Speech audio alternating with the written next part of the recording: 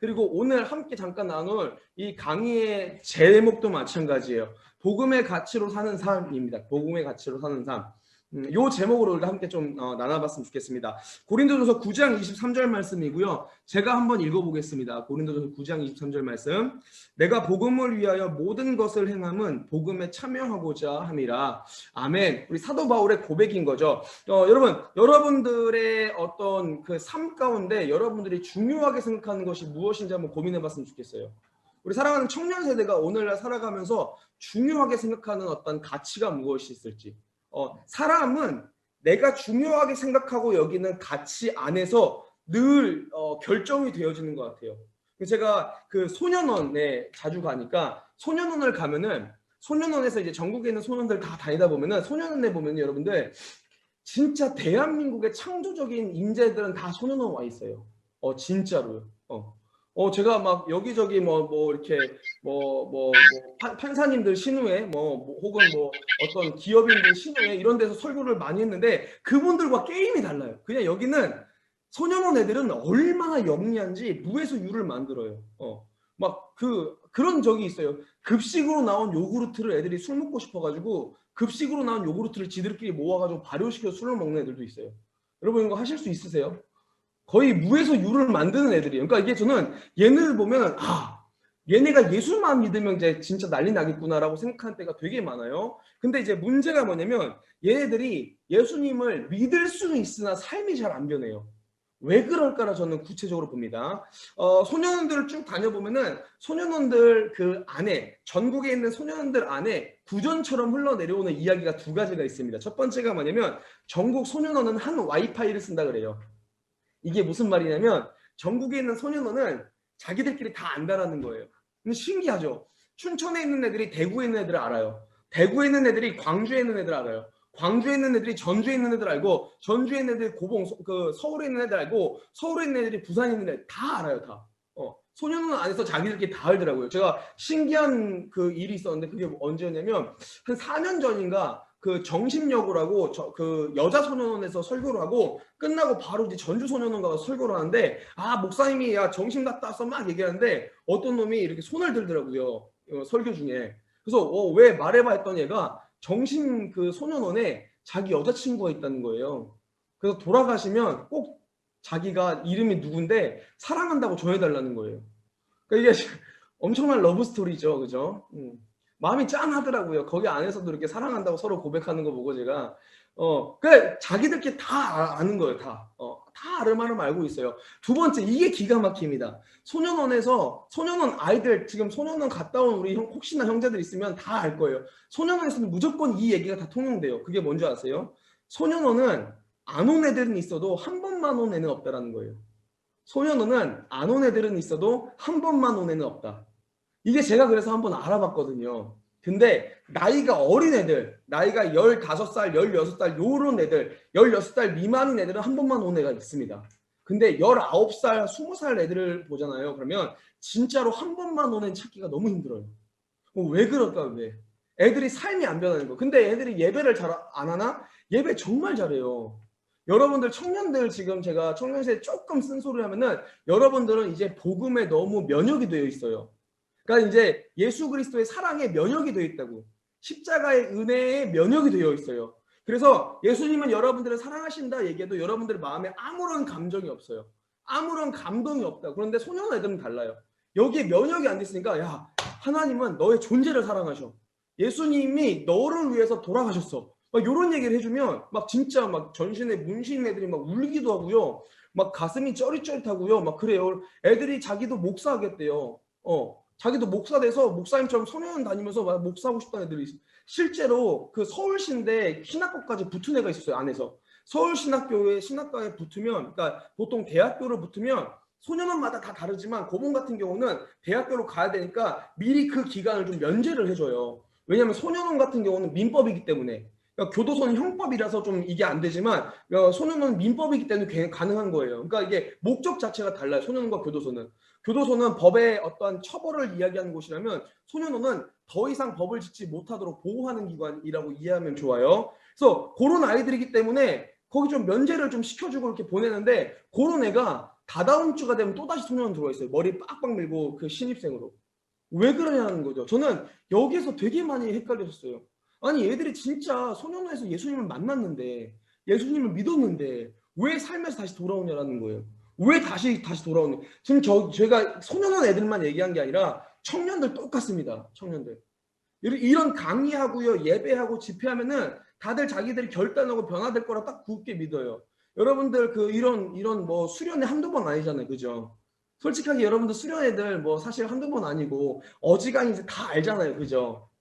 다 대강 알잖아요. 여기서 결단해. 근데 여러분들의 삶에서는 무너집니까? 안 무너집니까? 여지없이 똑같은 것에 무너진다는 거예요. 그거 왜 그러냐는 거죠, 우리가. 왜 우리가 여지없이 똑같은 것에 계속 무너지고 있냐라는 거예요.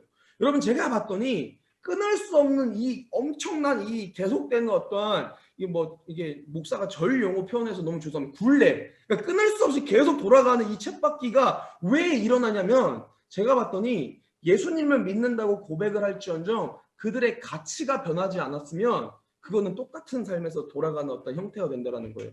가치가 너무 중요합니다. 가치 여러분들.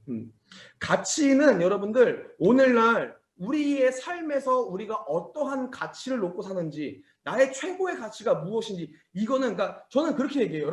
여러분들의 삶을 통치하는 거는 여러분들의 가치입니다. 여러분들. 가치가 삶을 통치해요. 저는 그렇게 얘기하고 싶어요. 돈이 내 삶의 최고의 가치면 결국엔 돈이 내 삶을 통치하고 지배하는 결과가 돼요. 그가 아무리 교회를 많이 다니고 신앙생활을 한다 할지라도 회사가 내 삶의 가치의 최고면 결국은 그 사람의 삶의 영역의 통치자는 회사인 거예요. 아무리 교회를 많이 다니고 목사님 딸, 전도사님 딸, 선교사님 아들이다 할지라도 그 삶의 어떤 통치자는 그 회사인 거예요, 여러분들. 여러분 한번 생각해봤으면 좋겠습니다. 나의 삶의 가치의 최고는 무엇인지, 나는 어떤 가치를 가지고 있는지 한번 생각해봤으면 좋겠어요. 여러분 성경도 마찬가지죠. 예수님을 우리가 만났다라는 것. 예수님을 딱 믿으면 변화되는 첫 번째가 뭔가요? 제가 물어보고 싶어요. 우리 청년들 때. 여러분 예수님을 믿으면 뭐가 첫 번째로 변하죠? 보통 우리가 생각하면은 우리가 막 돈이 없어. 힘들고 막 어려워요. 회사가 막 이렇게 막 회사를 막 다 이렇게 입사하고 싶은데 다 떨어져. 근데 예수님을 딱 믿고 막 기도 열심히 했더니 막 입사를 해요. 뭔가 이게 막 내가 풍요로워져. 그러면 예수님을 믿은 어떠한 변화의 상징으로 우리가 오해할 때가 많이 있어요. 그것도 물론 있지만 이게 먼저가 아니라는 거죠. 뭔가 이렇게 막 내가 막 아프다가 예수님 만나가지고 막 기도하면은 막 건강해져.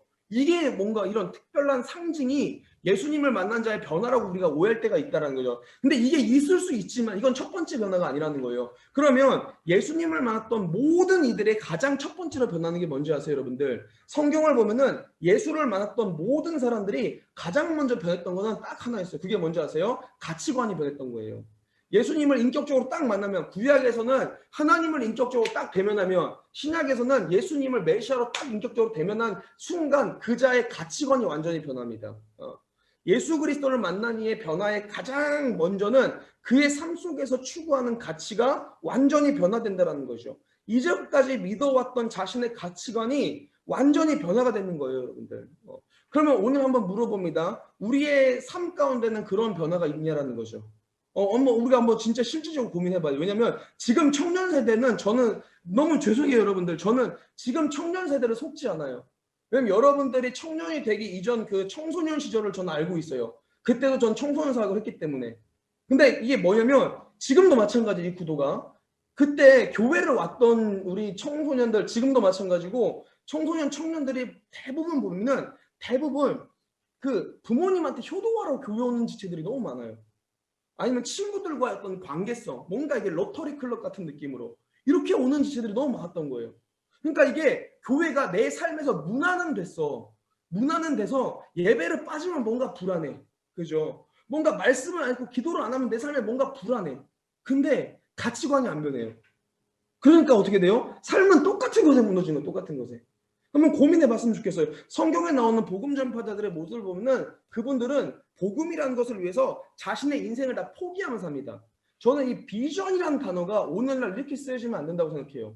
여러분 이 구약 시대의 선지자의 비전은 하나님 말씀 선포였어요. 다른 것에 비전이 없었습니다. 신약 시대에 와서 제자들의 비전은 뭐였는지 아세요? 복음 전파. 하나님 나라의 복음 전파가 그들의 비전이었어요. 이것에 자신의 모든 것들을 다 갖다 바쳤다는 거죠. 뭐 돈, 명예, 건강, 심지어는 뭐 가족도 등지하시고 하고 싶은 욕구와 욕망과 뭐 삶의 안정 다 버려둔 채.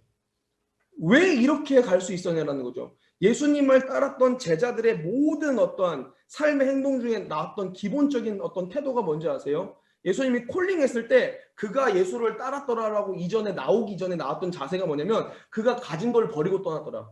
모든 걸 버리고 떠났더라. 이게 왜 그러냐면 그들의 가치관이 완전히 변한 거죠. 심지어 베드로 한번 생각해 보세요. 그가 원했던 거는 부유한 물고기였어요. 예수님이 오셔서 부유한 물고기를 주셨어요. 근데 그가 예수님을 메시아로 인격적으로 딱 만나자마자 어떻게 했죠? 그 잡았던 물고기를 버리고 예수를 따랐더라. 여러분 이게 사실상 오늘 예수님을 쫓는 우리들의 삶이 되어야 된다는 거죠. 그리고 동시에 오늘날 예배하고 교회를 다니고 예수님의 어떤 복음을 따르고 있다고 이야기하는 우리들의 삶과 가치는 어디에 있는지 한번 고민해 봐야 됩니다. 정말 그래요. 저의 어떤 삶들을 보면서 많은 청년들이 되게 그런 얘기를 많이 해요. 목사님 진짜 대단하시다. 뭔가 목사님, 그러니까 저는 그런 말 되게 싫어요. 제 삶을 대단하다라고 얘기하지 마세요, 여러분들. 제 삶이 대단해 보이는 이유는 여러분들이 그렇게 안 살기 때문인 거예요. 근데 이게 대단한 삶이 아니에요, 여러분들. 저는 특수 사역이라는 걸 되게 싫어해요. 사역의 특수가 어디 있습니까? 원래 사역은 다 이런 어렵고 힘든 일을 섬기는 거예요. 근데 오늘날 특수 사역이라고 이야기하는 지칭이 뭐가 표현됐냐면 이러한 사역은 목사님만 할 수 있는 거. 약간 이렇게 느껴져요, 제가. 그러니까 이게 여러분 되게 조심해요. 이러한 삶을 사실은 복음을 해서 다 포기한 삶은요, 여러분들 사실 예수님을 인격적으로 경험한 복음을 인격적으로 경험한 사람들의 일반적인 삶이었다라는 거죠. 이거는 이해를 못해요. 교회를 오래 다니는 어떤 삶의 습관이나 설교를 오래 들었던 어떤 신앙적인 경력에서 이런 삶이 나온 게 아니라 예수 그리스도의 복음을 인격적으로 경험한 사람들은 자연스럽게 세상적인 어떤 가치와 세속적인 사고로는 이게 도저히 이해할 수 없는 굉장히 바보 같고 미련한 삶을 살게 된다는 거죠. 이익과 세상은 뭐 어떻게 얘기합니까? 이익과 실리가 최고라고 얘기합니다. 특별히 우리 자본주의 사회에서는 이 절대성이 어디에 있어요? 이익과 실리에 있어요. 근데 여러분들 안정된 삶을 누리는 것들을 다 버리고 편안하고 안락한 삶을 다 버리고 그냥 진짜 이 복음 하나 쫓아가고 손해보며 사는 것들을 세상이 어떻게 받아들이냐고 여러분들. 그래서 성경이 뭐라고 얘기하는지 아세요? 그래서 성경 고린도전서 1장 18절 말씀에 그렇게 얘기합니다. 십자가의 도가 멸망하는 자들에게는 미련한 것이요 구원을 받는 우리들에게는 하나님의 능력이라. 여러분 너무 기가 막힌 성경 말씀이에요. 십자가의 도가 뭡니까? 길도 짠 거예요. 십자가의 길을 쭉 가는데 한 사람은 그걸 보고 이거처럼 살면 안 돼. 야 얼마나 멍청하고 미련하냐 이렇게 평가를 하고 한쪽에서는 와 이게 진짜 하나님의 능력된 삶이다라고 평가한다는 거죠. 여러분 이게 무슨 차이인지 아세요? 가치관의 차이인 거예요. 가치관의 차이. 여러분 예수 그리스도를 따르는 분들은 실질적으로 미련해서가 아니라 어떠한 어마어마한 세상이 줄 수 없는 엄청난 절대적인 가치를 발견했기 때문에 세상의 것들 다 포기해도 이 가치 하나 잡으면 된다라는 걸 알았기 때문에 그 가치를 쫓아갔던 거죠, 여러분들. 그 대표적인 게 뭐죠? 우리가 흔히 아는 천국은 마치 밭에 감추인 모아, 그죠? 땅속에 그 노래 아세요, 여러분들? 그 춤도 다 알죠? 그 춤은 우리나라 전국 공통춤이 돼, 그죠? 아세요? 천국은 마치 이거 알아요?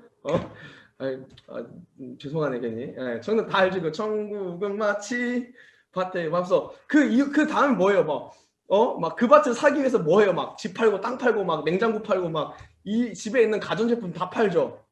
그리고 기어이 그 밭을 사는 거야. 이게 왜 그러냐는 거죠. 그들은 그 밭 안에 숨겨진 보물, 그 가치를 발견했기 때문에 그런 거예요. 가치. 하나님 나라의 복음은 이것과 같다라는 거예요. 이 세상에 내가 갖고 있는 지금 내가 소유하고 있는 것들을 전부 다 팔아서 이것을 살 만한 아주 풍요롭고 뛰어난 가치가 있다는 거죠. 여러분 이게 멍청한 사람입니까? 물론 이 밭 안에 숨겨진 보화를 못 보는 사람들은 주위에서 멍청하다고 야 그 땅덩어리 얼마 한다고 네 걸 다 파냐 멍청한 거사라고 얘기하지만 그 밭 안에 숨겨진 보화가 있는 걸 아는 사람은 그 멍청하다는 소리를 들으면서도 어떻게 표현할까요? 그냥 웃을 수밖에 없어요. 그냥 웃으면서 그냥. 그 밭을 사는 거죠, 여러분들. 이게 뭐예요? 가치인 거예요, 가치. 그러면 우리가 한번 짧게 나눠봅시다. 복음은 어떠한 가치가 있습니까? 복음은 세상이 주는 정말 그 어떠한 것들로도 메꿀 수 없는 절대적인 가치가 있어요. 저는 뭐 많은 것들을 얘기하는 게 오늘 딱 두 가지만 얘기하고 싶어요. 첫 번째가 뭐냐면 유일성입니다. 유일성. 하나밖에 없다라는 거죠. 두 번째가 뭐냐면 영원성이에요. 영원성. 여러분 세상에 유일한 게 뭐가 있을까요? 딱 하나밖에 없는 게 존재하나요, 세상에? 우리 청년들 한번 고민해 본 적 있어요? 세상에 하나밖에 없는 게 과연 뭘까요? 여러분 희한하게 사람이 만든 것 중에 하나밖에 없는 건 존재하지 않더라고요. 근데 하나님이 만드신 것 중에 하나밖에 없는 건 존재하더라고요. 그게 누군지 아세요? 여러분들은 모든 이전과 모든 그 인류의 모든 역사 속에서 이전과 이후 끝날 이후까지도 여러분들이란 나라는 존재는 하나밖에 없어요. 유일한 거죠.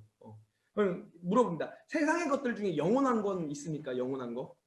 뭐가 영원하냐라는 거죠. 뭐가? 그 이제 옛날에 우리 그 신앙심 좋은 그 G드래곤 전도사님이 그런 찬양 쓰셨더라고요. 그죠? 영원한 건 절대 없어. 결국에는 변했지. 하! 이거 뭐 알아요? 이거? 몰라요? 여러분들 세대가 조금 뒤쳐졌나? 하여튼 뭐 그래요. 어쨌든 그런 뭐 가도 됐죠. 영원한 건 절대 없어. 맞아요, 여러분. 이 유일성과 영원성에 대해서 제가 짧게 한번 얘기해봤으면 좋겠습니다. 그럼 일단 복음은 어떠한 의미를 갖고 있습니까? 복음을 저는 어원적으로 설명을 드리고 싶어요. 어원적으로는 유앙겔리온, 헬라어는 유앙겔리온이라고 얘기합니다. 이 유앙겔리온은 뭐냐면 승리의 소식인 거예요. 승전보, 기쁜 소식. 이게 뭐냐면 어디서 파생되었다고 하면 로마의 군대에서 파생되었습니다. 로마가 다른 제국과 싸워요. 나라와 싸워서 승리했을 때 로마의 군병 중에 하나가 승전보를 막 불면서 오는 거예요. 그래서 모든 승리의 영광을 누구한테 돌리냐면 로마의 황제에게 돌립니다. 이 승전보를. 이게 뭐냐면 유앙겔리온인 거예요. 그래서 그 헬라어로는 보면은 승리의 소식이나 승전보 기쁜 소식을 복음이라고 얘기합니다. 히브리어로는 두 가지 의미가 있어요. 베쇼라나 바사르라고 있어요. 이게 뭐냐면 국가적으로 모든 사람들이 전부 들어야 될 아주 막대하고 중요한 소식. 이 기쁜 소식, 막대하고 중요한 기쁜 소식이라는 의미가 있습니다. 이 바사르는 뭐냐면 또 두 가지 의미가 있어요. 기쁜 소식을 의미하기도 하지만 육체, 몸, 살 뭐 이런 걸 또 의미해요. 그러니까 이게 예수 그리스도는 곧 바사르라. 왜냐면 기쁜 소식이 육체와 몸과 살이 되셨다. 뭐 이런 의미가 있어요. 히브리적인 의미로는. 어쨌든 영어는 뭐죠? 영어로 복음은 뭐죠? 가슈펠이나 뭐 굿뉴스라고 얘기합니다. 우리가 잘 알다시피 기쁜 소식인 거예요. 자, 이 모든 이 헬라어, 히브리어, 영어 이 가운데 우리가 얘기하는 복음도 마찬가지죠. 기쁜 소식이죠. 이 공통적으로 내재되어 있는 많은 의미들 중에 공통적으로 들어가 있는 아주 중요한 의미가 뭐냐면 기쁜 소식인 거예요. 복음은 그래서 기쁜 소식입니다. 복된 소식, 기쁜 소식인 거죠. 그러면 한번 물어봅니다. 이 복음은 세상이 줄 수 없는 유일한 기쁜 소식이라고 했는데 나의 삶에서는 진짜 예수님만이 기쁜 소식이라는 거죠. 우리 청년들 진짜 청년들 예수님만 기쁜 소식이에요? 예수님 말고는 기뻐할 소식이 아무것도 없습니까? 아니죠. 아닌 거예요. 그럼 오늘날의 우리 청년 세대에 우리 청년들은 뭐 할 때 기쁜가요? 오늘 여러분 뭐 할 때 기쁘세요? 뭐 할 때? 이제 뭐 청년 됐으면 이제 기쁜 것도 없고 그죠? 내 삶에 뭐 악막 끼고 그죠? 기쁘고 뭐 즐거운 게 뭐가 있겠습니까? 그죠? 어차피 이 땅은 뭐 그 꽃길이긴 꽃길이나 불꽃길일 텐데 그죠? 고개 끄덕이지 마세요. 여러분 마음 아파요. 뭘 고개를 끄덕여? 아니에요, 여러분들. 그렇지 않아. 여러분들 기뻐할 소식이 뭐가 있을까요? 오늘 같이 이렇게 쌀쌀한 날, 이 춘천, 우리 춘천에 계신 분들이 맞는 것 같아요. 춘천 같이 좀 이게 좀 춥잖아요, 그죠? 이렇게 강원도 좀 춥잖아요, 그죠? 이 추운 날, 그죠? 집에서 온돌 막 보일러 막 세게 틀어놓고, 그죠? 이불 딱 뒤집어 쓰고 창문 열어놓고 자는 거, 그죠? 이런 거 아세요, 여러분? 이런 기뻐? 여름에 반대로, 여름에 온도를, 에어컨 온도를 막 최하로 다 다운시킨 다음에 이불 뒤집어 쓰고 자는 거. 그거 아시죠? 그거 뭔지. 이런 거, 그죠? 저는 언제 기쁘냐면, 저는 운동할 때가 제일 기뻐요. 운동할 때. 이제 사람들이 제가 저 클럽 엄청 다니는 줄 알아요. 제 얼굴 보고 저는 헬스클럽 많이 다녀요. 헬스클럽. 클럽을 애들 잡으러 몇 번 가본 적밖에 없고, 헬스클럽밖에 안 가요. 운동할 때 저는 제 삶이 너무 만족스러워요. 진짜. 막 그냥 남들이 몰라도 돼. 그냥 이게 운동을 하면은 막 내가 나를 고통스럽게 하는 게 너무 좋아요. 막 이게 숨이 막 할딱거리고 막 넘어갈 때 있어. 간혹 운동을 심하게 하면은 저 멀리 예수님이 보여요. 천국문이 열리고 예수님이 이렇게 손을 이렇게 흔드세요. 그거 보는 게 너무 좋아요. 나는 왜 그런지 몰라. 나 나한테 기쁜 소식은 헬스장인 것 같아. 헬스장. 자, 여러분들은 어떠세요? 우리 자매들 먹는 거 좋아하시죠? 먹는 거. 먹는 거 뭐 먹을 때 기쁘고 그죠? 뭐 우리 청년 됐으면 원초적인 거 갑시다. 잘 때 기쁘죠, 잘 때. 잘 때가 아니라 정확하게는 모든 거 잘 때는 모르니까 뭐 이게 자려고 모든 게 다 세팅된 상태, 그죠? 그 일 다 끝나고 다 씻고 누워가지고 침대에 누워가지고 핸드폰 할 때, 그죠? 핸드폰 할 때 좋은데 어떻게 핸드폰 딱 떨어뜨리면 빵 맞으면 어떻게 돼요? 갑자기 또 지옥이 되죠, 그죠? 예, 또 뭐 그런 우리 삶에서 소소한 기쁜 것들이 많이 있죠. 근데 저는 오늘날 이 세대가 가장 복음으로 받아들인 게 뭐냐면 저는 돈인 것 같아요. 돈. 여러분 돈 좋아하세요? 돈? 솔직하게 돈 싫어하는 사람 손 들어보세요. 난 내 일생 내 평생에 나는 지질이 가난하게 살다 하나님 나라 갈 겁니다. 손 들어보세요. 없으시죠? 돈. 진짜 그래요, 여러분들. 특히나 이 자본주의 사회에서의 돈은 이 자본주의 사회에서의 돈, 여러분들, 저는 이제 우리가 사용하는 물질이 아니라 신이라고 생각해요. 신. 진짜 여러분들. 여러분 인류 역사상 가만히 보세요. 인류 역사상 하나님 외에 늘 존재했던 신이 하나가 있어요. 그 신이 뭔지 아세요? 물질의 신이에요. 물질의 신. 세대마다 뭐 나라마다 이름은 다 달라요. 그런데 항상 있는 신이 뭐냐면 물질의 신이에요. 풍요로운 물질을 주는 신은 어느 나라나 있어요, 여러분들. 뭐 성경 시대엔 그걸 만몬이라고 얘기하죠. 힌두교에는 그거를 뭐 가네시라고 얘기하죠. 이 물질의 신은 어느 나라나 있었어요. 어느 나라나. 이게 뭔지 아세요, 여러분들? 인류 역사상 하나님 다음으로 빠지지 않고 늘 등장했던 신이 이 하나님 다음으로 영향력이 가장 큰 신이 뭐냐면 전 물질의 신이라고 생각해요. 이제 이 자본주의 사회에서의 이 돈은 소비되는 물질이 아니라 이 영향력이자 신앙이 됐다라는 거예요. 신앙이. 교회 안 다니는 사람들 왜 교회 안 다니는지 아세요? 교회를 싫어해서 안 다니는 사람도 있을 수 있지만 회사에 돈 벌러 가야 돼서 안 다니는 사람들 태반이에요. 청년들 중에. 그건 뭔지 아세요, 여러분들? 우리가 하나님이라는 신보다는 물질의 신을 따르고 있는 거예요, 여러분들. 저는 그렇게 평가합니다. 정말이에요. 저는 그 뒷골목에만 있다가 사실 막 돈이 막 저는 없어도 됩니다 막 이렇게 고백을 하다가 제가 어디 가서 이게 빵 깨졌냐면 두바이 가서 뺐던 거예요. 두바이. 그럼 두바이 가신 적 있으세요? 가보신 적? 제가 4년 전에 남아공 코스타라는 유학생 집회를 섬기기 위해서 남아공을 이렇게 가야 되는데 남아공까지 한국에서 이렇게 다이렉트로 가는 비행기가 없어요. 그래서 어디 하나를 들러야 되는데 이제 같이 가는 우리 목사님들이 두바이를 들리자. 그럼 두바이 한인연합교회 목사님도 오셔가지고 우리 한 9시간 딜레이 걸어놓고 이게 두바이를 한 바퀴 좀 보여주시겠다 해서 두바이를 딱 간 적이 있어요. 두바이를 처음 딱 갔는데 와, 두바이는 여러분들 진짜 더워요. 엄청 더워요. 그러니까 그냥 엄청 더워요. 저는 이 두바이를 가고 나서 그 덥다라는 기준을 알 것 같아요. 러시아를 가서 춥다라는 기준을 알았어요. 두바이 가서 덥다라는 기준을 알았어요. 여러분 우리가 더워 이건 더운 거 아니에요. 추워 이건 추운 거 아니에요. 진짜 더우면은 하고 말이 안 나와요. 진짜 그래요. 두바이 갔더니 밖에 딱 나는데 하고 말을 못 하겠어요. 러시아 갔더니 뭐야 머리가 너무 아파요. 난 머리가 어는 것 같더라고 진짜. 하고 말이 안 나와요. 너무 추워서. 근데 두바이 갔더니 밖은 그렇게 더운데 안에 들어가니까 춥더라고요. 막 에어컨을 막 풀로 막 다 틀어놔가지고 막 안엔 너무 추워. 그러니까 이거 왔다 갔다 해야 돼 계속. 이게 바깥 온도가 어떠냐면 제가 디테일적으로 설명을 해드리면 바깥에서 숨을 쉬잖아요. 그러면 우리나라 사우나에서 숨 쉬는 느낌인 거예요. 뜨거운 공기가 코로 들어가서 폐까지 들어가는 게 느껴져요. 진짜 더워요. 이게 이 주위가 다 노래요. 저는 그 사막 한가운데 노란 줄 알았더니 거기 선교사님이 뭐라고 얘기하시면 사막이 모래가 많아서 노란 게 아니라 햇빛이 너무 세서 노랗게 보이는 거래요. 그게. 그렇게 더운 나라에 근데 너무 신기한 건 뭔지 아세요? 풀들이 무성하게 있어요. 나무들이 막 초원이 있어요. 초원. 그 사막 한가운데 막 강이 흐르고요. 바다도 있어요. 와, 주기적으로 파도도 치대. 서핑도 해요. 서핑도. 그거 봤어요. 그거를.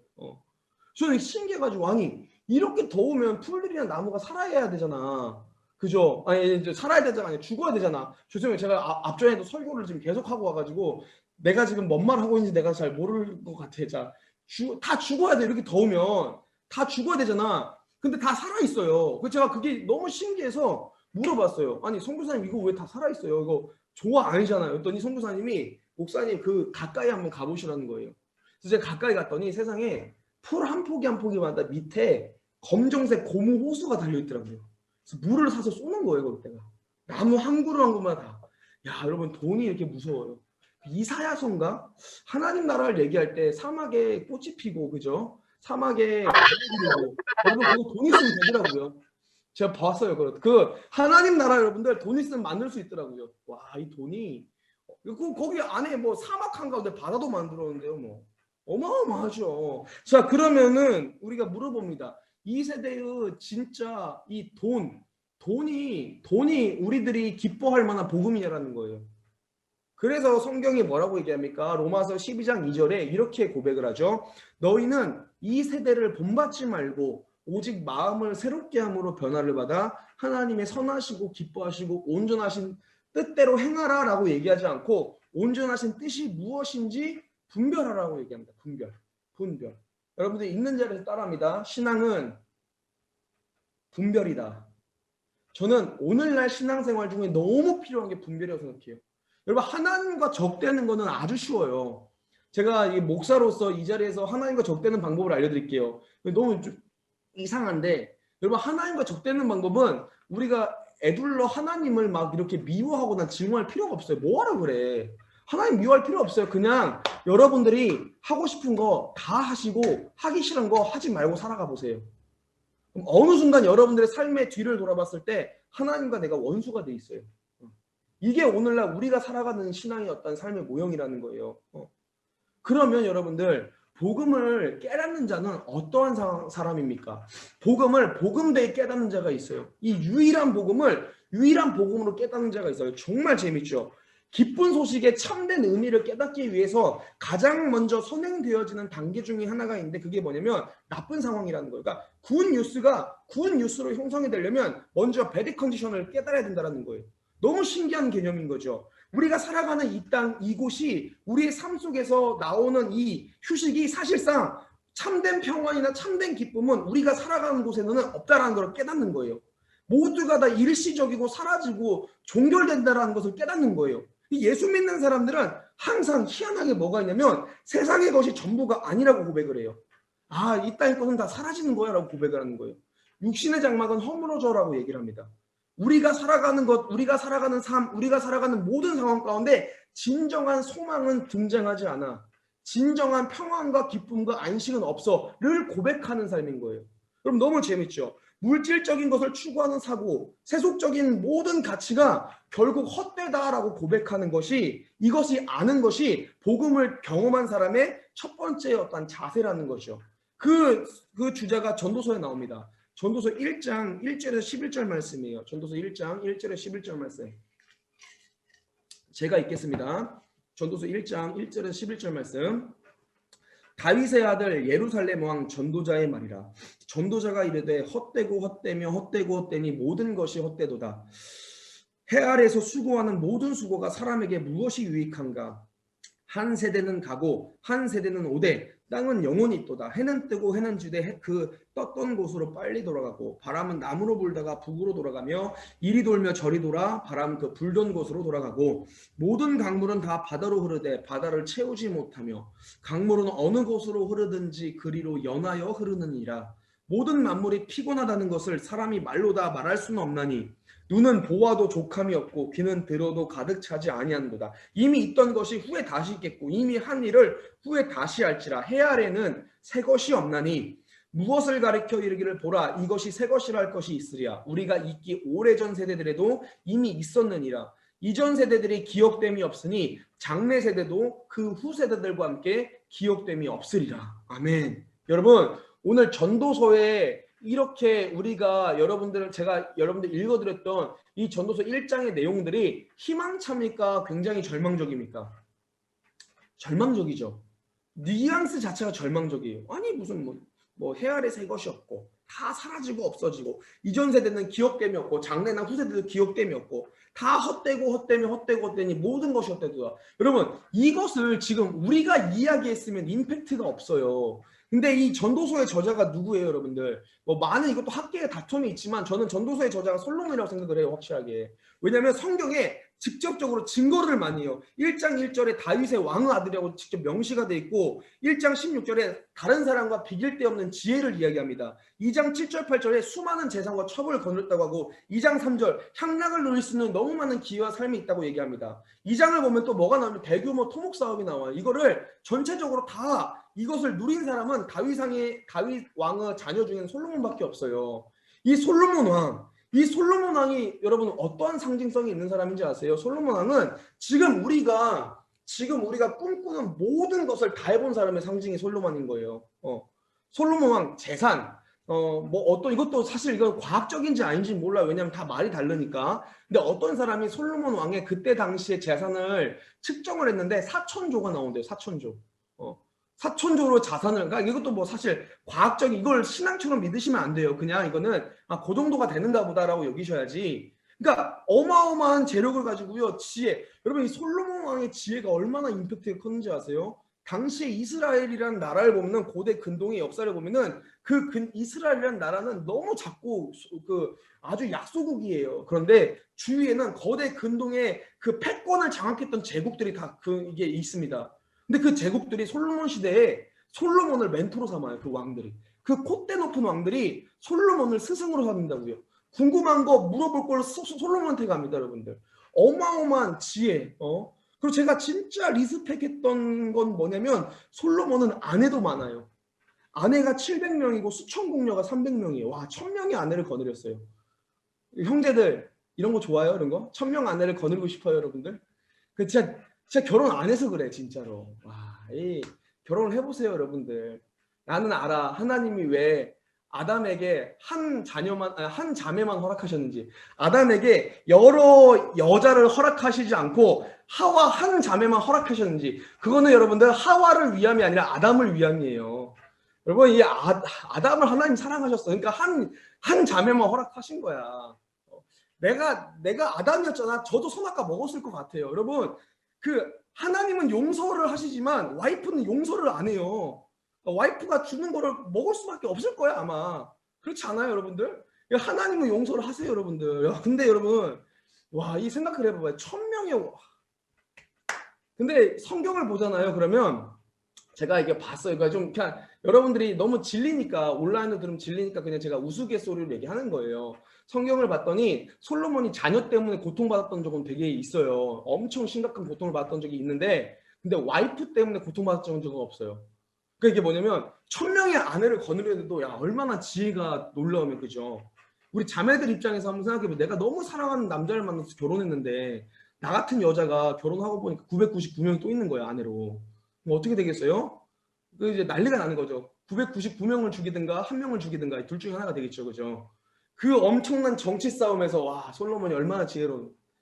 여러분, 얘기했다시피 솔로몬이라는 이 하나의 캐릭터는 이 하나의 상징성이 있어요. 그러니까 인간이 누려볼 수 있는 모든 걸 다 누려본 사람이 상징인 거예요. 사람이 추구하는 모든 것들을 다 거느려 본 사람의 상징이 솔로몬이죠. 근데 이 솔로몬이 자기의 노년에 뭐라고 얘기합니까? 모든 것이 다 헛되다라고 얘기해요.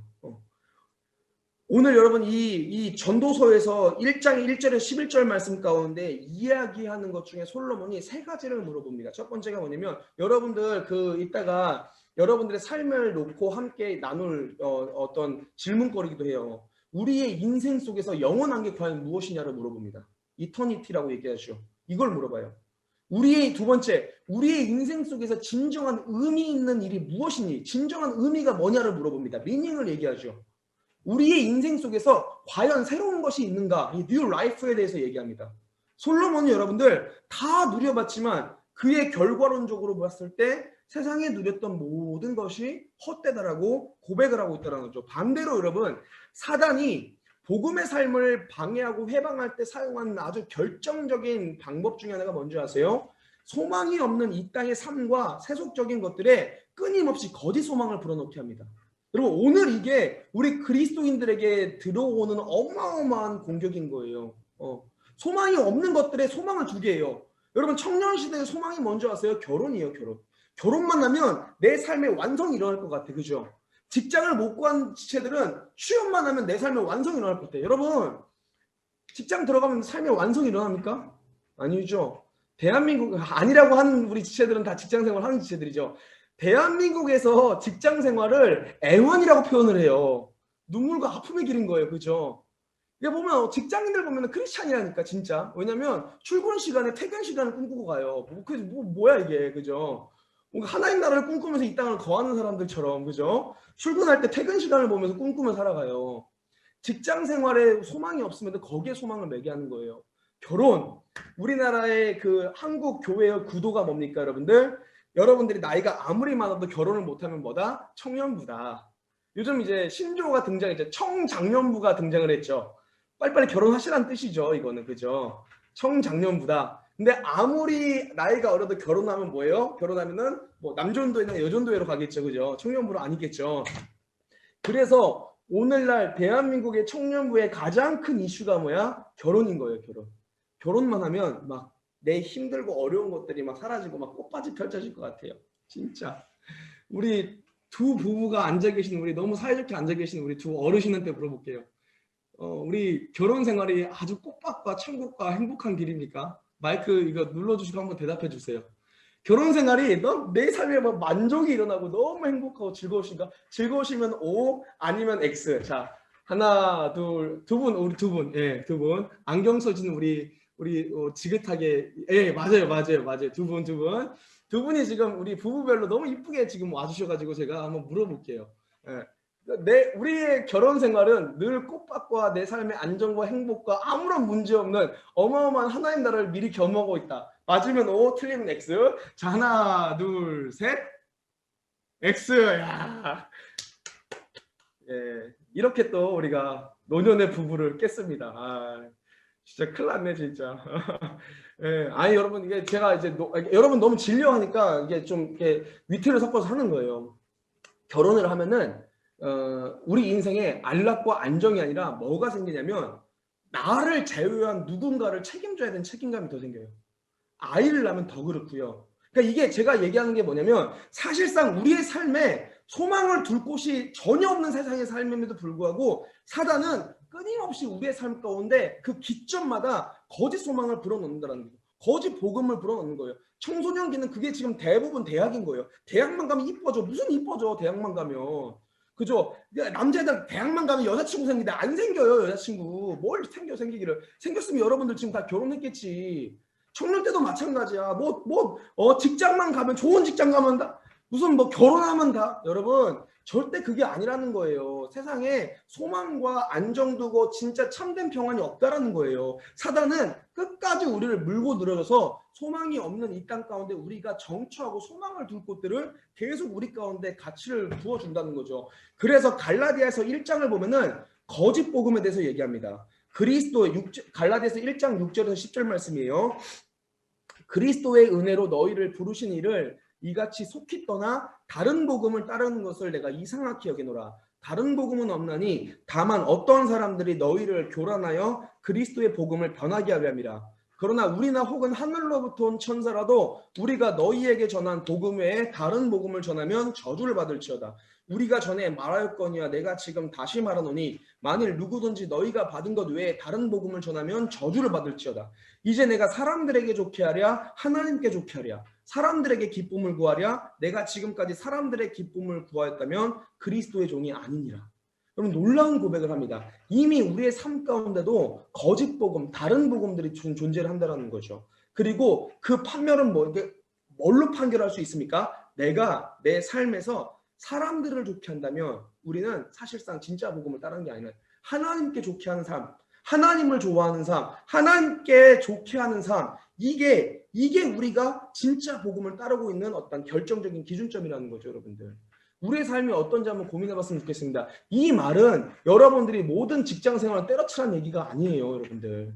모든 공부와 학업을 멈추라는 얘기가 아닙니다. 대신에 여러분들의 가치의 우선에 뭐가 있냐라는 거예요. 신앙과 직장이 충돌됐을 때 우리가 무엇을 선택하느냐, 신앙과 공부, 학업이 충돌됐을 때 무엇을 선택하느냐, 신앙과 경제가 충돌됐을 때 무엇을 선택하느냐, 내 삶 가운데 내가 가장 많이 생각하고 가장 많이 따르고 가장 많이 영향을 받는 것은 무엇이냐라는 거죠, 여러분들. 그게 가치관, 가치. 그래서 앞서 얘기했다시피 가치는 통치가 되어진다는 거예요, 여러분들. 한번 곰곰이 고민해보기 소망합니다. 오늘날 청년시대가 왜 신앙 가운데, 신앙과 세상 가운데 자꾸 마찰이 있는지 한번 알아봐야 돼요. 이거는 교회들의 잘못된 문제점과 뭐 비과학적이고 논리적이지 않은 뭐 모습들과 이런 것 때문이 사실은 아니라는 거죠. 저는 진짜 중요하게 여겨지는 것은 이미 우리가 청년시대인 우리가 너무 세속적인 가치에 너무 물들어 있는 거예요. 그러니까 이게 우리도 자연스럽게 뭔가 하나님 말고 다른 것들의 선택지들을 막 두고 있다라는 거죠, 여러분들. 우리의 삶에 과연 우리를 통치하는 내 삶의 최고의 가치가 무엇인지 한번 우리가 고민을 해야 봐야 되는 거죠. 한번 고민을 해야 봐야 됩니다. 제가 시간이 좀 지났네요. 요 얘기만 하고 좀 말씀을 좀 마무리했으면 좋겠어요. 요 얘기만 하고 좀 말씀을 마무리하고 잠깐 좀 기도하는 시간 갖도록 하겠습니다.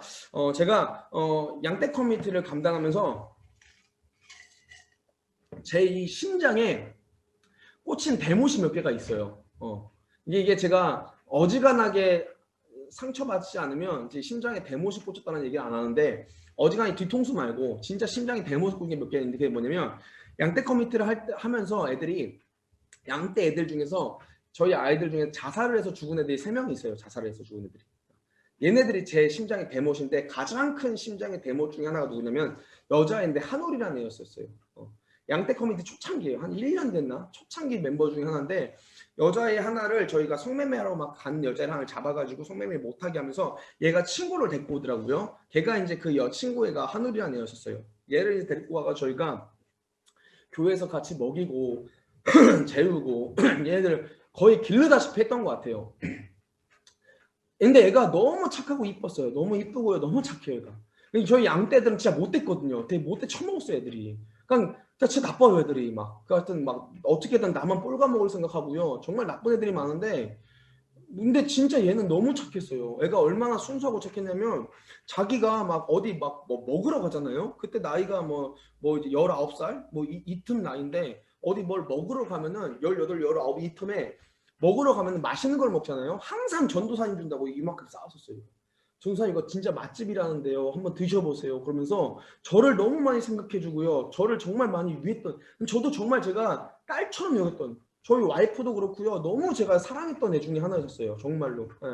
예. 추억도 많아요. 같이 놀러 간 추억도 많은 애예요, 얘가. 한우리가 애가. 근데 애가 사정이 너무 딱해요. 엄마 아빠가 이혼을 하고 아빠가 이제 다르게 살고 엄마도 다르게 살면서 애가 이제 엄마 집에서 갑니다. 엄마 집에 가면 엄마가 다른 남자를 하나랑 같이 살아요.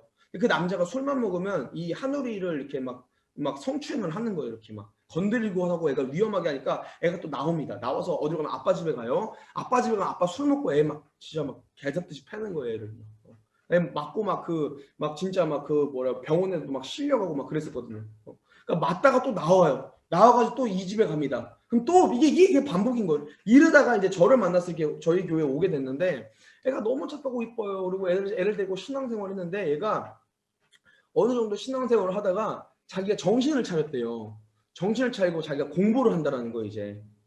공부를 해서 대학교를 가야겠대요. 제가 얼마나 기뻐했는지 몰라요. 와, 그래. 하늘아, 너 너무 잘했다, 진짜로. 공부해서 꼭 대학 가야지. 우리 힘내.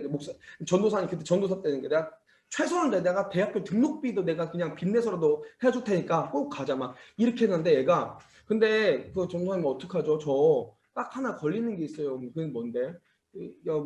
월요일부터 토요일까지 계속 이렇게 저희가 자기가 아르바이트를 하고 그리고 이제 토요일날 일요일날 두 날 저녁에 가가지고 이제 그 검정고시 학원에서 저희가 또 이거 배우고 선생님이 와가지고 배우고 뭐 이렇게 한다는 거예요. 근데 문제가 뭐냐면 토요일날 저녁에 저희 양떼 예배였거든요. 양떼 예배를 못 하는데 어떻게 해요? 그러더라고요. 그래서 제가 뭐라고 얘기했냐면 제 미쳤죠 제가. 그러면 예배는 주일날 아침에 가서 꼭 하고 알았지? 그리고 꼭 그 검정고시 해야 돼 알았어?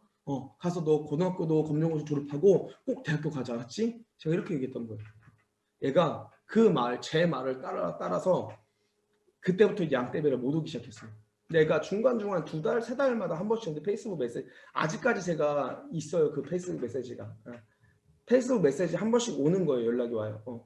전도사님 그래 너 예배는 하고 있냐 일요일날? 못 가고 있어요. 저 뭐 힘들어서요. 야 예배는 해야지. 얘가 그래요. 그냥 저 다 때려치고 그냥 다시 교회나 가서 예배나 할까요? 그럼 제가 뭐라고 했냐면 야 무슨 소리야 해. 장난해. 절대 그러면 안 돼. 너가 너의 인생을 꼭 그 앞날을 생각을 하고 네가 공부 열심히 해서 대학교 가야 돼. 제가 걔를 독려했었어요. 이렇게. 그렇게 하고 이제 얘가 몇 달이 지났는데 또 몇 달이 지나서 연락이 왔어요. 저 대학교 여기 어디 정시에 써요. 그래 힘내자. 너 학비 부족해? 아니요 알바에서 좀 모아놓은 거 있어요. 그래 내가 진짜 기도할게 힘내자. 근데 교회는 다녀? 아니요 못 가고 있어요. 이렇게 넘어갔어요. 넘어가서 이게 끝난 줄 알았는데 어느 날 제가 이렇게 막 교회에 막 앉아가지고 애들 막 오고 막 얘기하고 있는데 그 얘를 데리고 왔던 세은이가 저한테 오는 거예요. 와가지고 뭐라고 했냐면 아빠 애들이 저한테 아빠라고 했거든요. 아빠 아빠 오늘 그 한우리 장례식장 가야죠. 그러는 거예요. 한우리 장례식장? 무슨 소리야? 뭐 한우리 뭐 부모님 돌아가셨어? 아니요 한우리 장례식장이요. 제가 그때 충격을 먹어가지고 애가 대학교 오리엔테이션이 끝나고 남자친구랑 둘이 모텔에서 술 먹고 다 잠들었을 때 그 모텔의 꼭대기층에서 그냥 뛰어내린 거예요. 뛰어 자살해가지고 죽은 거예요. 제가 그때 지금도 제가 그래요. 이게 마음에. 근데 제가 그 이후부터 제 모든 메시지가 뭐냐면 공부 못해도 돼. 예수님부터 만나. 예수님이 네 삶을 책임지지 공부가 너 삶을 책임지는 거 아니야. 돈이 네 삶을 책임지지 않아. 예수님이 네 삶. 그때 제가 딱 한마디만 했더라고. 야, 너 미쳤냐? 네가 지금 공부할 때야? 네가 지금 예수님 만나고 신앙생활하고 네가 예수님 안에서 갈 때지. 네가 지금 미쳤냐? 네가 지금 그런 거 할 때야 네가? 정신 차려 임마. 내가 한마디만 했더라면 진짜. 제가 여기에 지금 아직까지 이 심장이 대모시 한우리예요, 한우리. 내가 얘를 이렇게 밀어낸 것 같아요. 밀어낸 것 같아요. 여러분 제가 이게 설교를 마무리하면서 여러분들에게 이렇게 말씀드리고 싶어요. 여러분 세상에 영원한 게 없어요. 우리가 그렇게 힘들게 살았던 그 모든 순간들이 끝날 때가 와요. 여러분 저는 이거는 나이로 깨닫는 게 아니에요, 여러분들. 나이가 어린 사람들은 이거를 뭐 못 깨닫고 나이가 많은 사람들 깨닫 그게 절대 아닙니다, 여러분들. 복음 되게 받아들인 순간 이 깨달음은 와요, 여러분들. 여러분들이 그렇게 열심히 사는 여러분들의 회사가 여러분들 죽음 이후까지도 여러분들을 책임질 수 있습니까? 좀 물어보고 싶어요. 여러분들이 그렇게 열심히 하는 학업이 여러분들 죽음 이후까지도 여러분을 책임질 수 있습니까?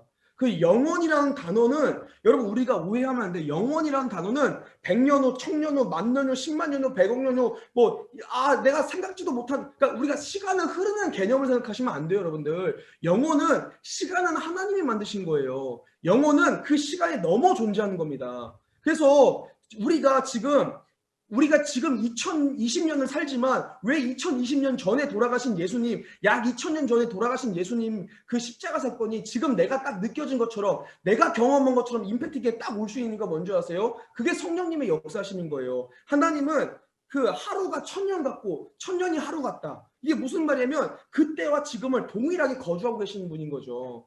여러분 이거를 우리가 알아야 되는 거예요. 영원이라는 개념은 시간 바깥의 공간인 거예요. 근데 그 영원한 삶 가운데 우리들이 열심히 쏟고 있는 내 가치의 최고를 놓고 있는 직장 생활이 우리를 인도하냐라는 거죠. 내 학업이 그것까지 책임지냐라는 거예요. 그럼 놀라운 사실입니다. 이사야서 26장 4절 보면은 영원한 단어가 나와요. 너희는 여호와를 영원히 신뢰하라. 주 여호와는 영원한 반석이시니로다. 여러분 우리를 영원까지 인도하시는 분은 주 여호와 하나님이라는 거예요, 여러분들. 그럼 우리가 이 땅을 살아가는 동안에 무엇에 가치를 두고 살아야겠습니까? 어떤 것에 가치를 두고 살아야겠습니까, 여러분들? 근데 우리가 이 땅을 살아갈 때는 우리 살아가는 청년 세대가 세상을 보는 게 아니라 물질적으로 안정되고 뭔가 회사 가운데 가가지고 내가 업적을 이루고 이런 것들도 중요하지만 그보다 더 중요한 가치, 최고의 가치, 여호와 하나님, 복음, 예수 그리스도의 그 십자가의 복음과 부활하신 그 복음, 그 생명을 믿고 나아가는 것, 그 가치를 위해서 우리가 살아가는 것, 하나님의 그 목적하심을 놓고 우리가 살아가는 것, 여러분 그게 우리들의 삶이 되어야 된다는 거죠. 저는 우리 사랑하는 청년 세대가 그러한 삶을 살기를 소망합니다. 아멘. 그래서 이러한 삶을 살게 될 때는 우리의 삶에서 절대 무너지지 않아요. 처음에 한두 번 무너질지라도 하나님께서 우리 삶 가운데 그런 통치를 주시기 시작하면 우리가 끊지 못했던 모든 것들도 자연스럽게 끊어지게 되는 거예요. 이걸 뭐라고 하는지 아세요? 여러분, 성화라고 얘기하시죠. 하나님께서 우리를 통치하면서 나아가 구원받은 자의 삶, 여러분들. 하나님 나라 갈 때까지 점진적으로 변화되는 삶.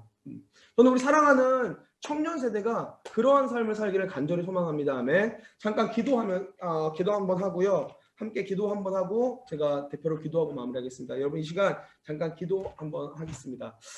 이 시간 여러분들 함께 잠깐 기도할 때 그렇게 기도했으면 좋겠습니다. 하나님, 나의 지금의 삶은 교회가 문화가 된 삶입니까? 예배가 습관이 된 삶입니까? 아니면 복음의 가치로 내 삶이 전부 다 통째적으로 뒤바뀜을 받아서 하나님을 따르고 하나님의 통치 가운데 거주하는 삶입니까? 지금 내가 이전까지는 들었던 예수님, 이전까지는 교회 집사님, 권사님, 목사님, 선생님들에게 들었던 예수님이라며 이후부터는 나를 구원하신 내가 만난 나의 예수님을 우리가 경험하고 믿고 나아가길 소망합니다. 주님, 우리의 삶을 인도하여 주시고 우리 삶을 붙들어 주시고 함께하여 주시고 고백하시면서 잠깐 함께 있는 자리에서 기도하시면서 나갔으면 좋겠습니다. 함께 기도합니다. 하나님 감사합니다. 주님, 오늘 말씀 가운데 내가 복음을 위하여 모든 것을 하고 복음에 참여하고자 합니다. 주님, 우리가 바울의 고백처럼 복음에 참여하기를 소망합니다. 우리가 복음을 위해서 복음의 그 가치를 나의 삶의 최고의 가치로 놓고 우리가 그 예수님을 그렇게 한 걸음 따르는 그 길들이 되길 소망합니다. 우리 사랑하는 청년 세대의 아픔이 있습니다.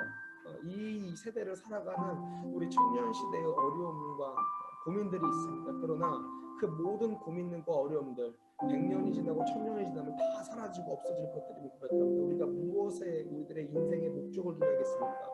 영원하신 하나님의 그 목적하신 가운데 있는 그 복음, 하나님 나라 복음을 우리가 전하는 것, 그리고 그 삶을 하나님의 통치의 삶을 우리가 인정하고 살아가는 것, 그 통치 가운데 거하는 것.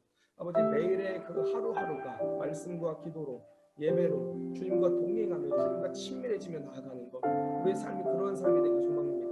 맡겨진 많은 다른 일들이 있지만 가장 중요하게 여겨질 것이 그러한 삶이 되길 소망하고 우리가 결단하고 나아가고 주님 우리를 붙잡아 주시고 인도하여 주시고 우리 사랑하는 청년 세대의 어려움들 주님 손을 붙잡고 나아가셔서 뚫게 하시고 이기게 하시고 넘게 하시고 주님